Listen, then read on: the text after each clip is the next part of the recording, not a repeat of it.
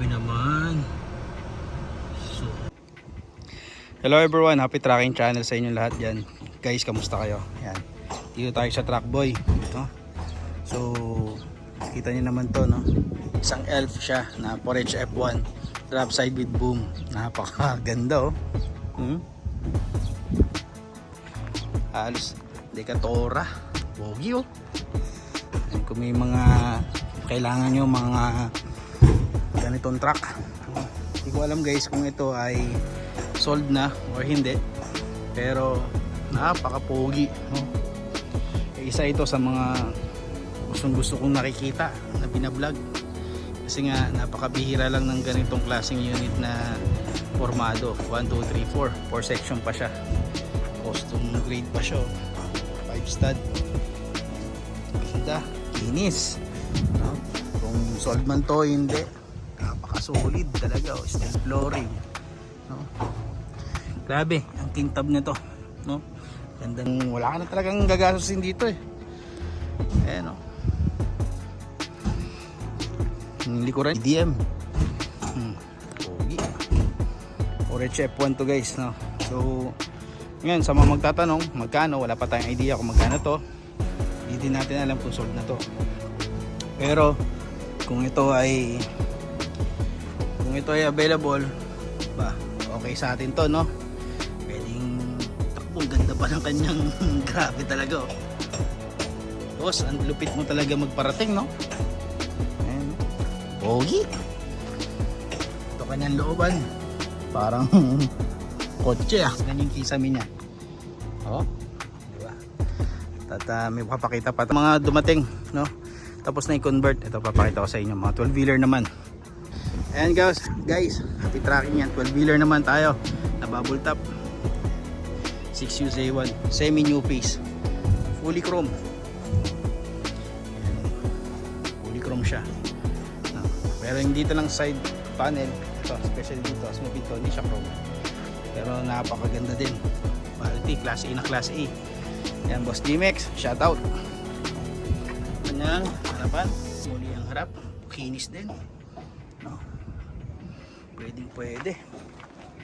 Meron siyang side grills dito, kinulang na lang dun sa ulihan. Ayan. So, kanyang wing band body, walang mga damage, walang mga butas.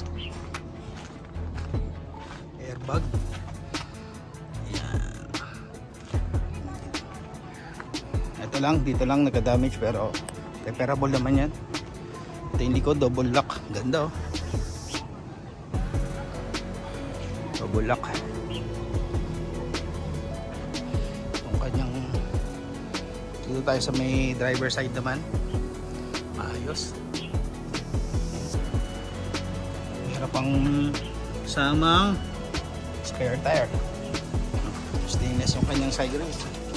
Pwede nyo ipa-request din, no? Kung may makuha na ng gantong side grills, mapalagyan dun sa may ulian. And nga pala guys, ito ay bubble top, no? Kasi karaniwan ang mga nakikita natin, mga hindi bubble top. Ayan. Okay, punta pa tayo dun sa isa. Meron din ditong 12 wheeler din, 6UZ1. Ayan. Chrome din, no? Dito tayo binitin, no? Pero ganun pa man, hindi siya big issue sa atin, dahil nga ganda din, quality, oh. Ganda nga pala yung ganito guys, walang DPD, kaya maganda rin dito, advantage din to guys, no? Para sa inyo. Kita nyo yung kanyang airbag, kanyang chassis, mahusay, maganda, double tangke, 300 liters ang isang tangke itong malapad. Yung gulong kakapal, kakapal din yung spare tire nyo,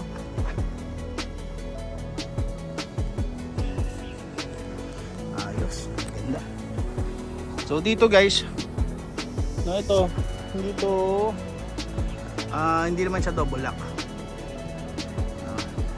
I mean yung ibig sabihin ko yung apat yung lock.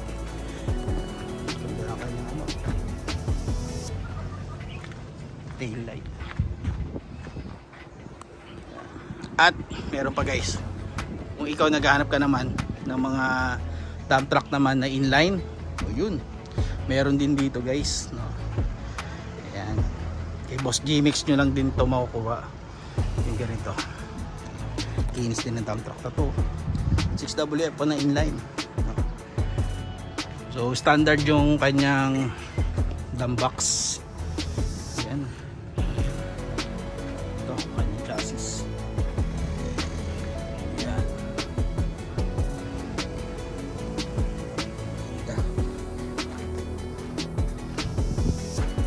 pogi.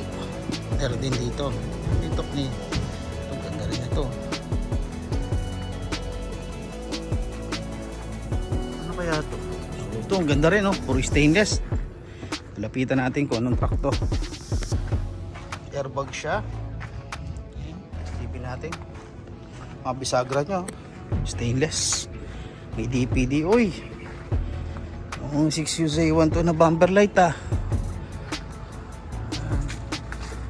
Pero sa iba, anyway, ayan, bubble top, pogi din na to. Ganda rin. So ayun lang guys, maraming salamat sa panonood nyo. Medyo mahaba tong video natin. Maraming salamat. Happy trucking channel everyone. Thank you. Bye bye and God bless.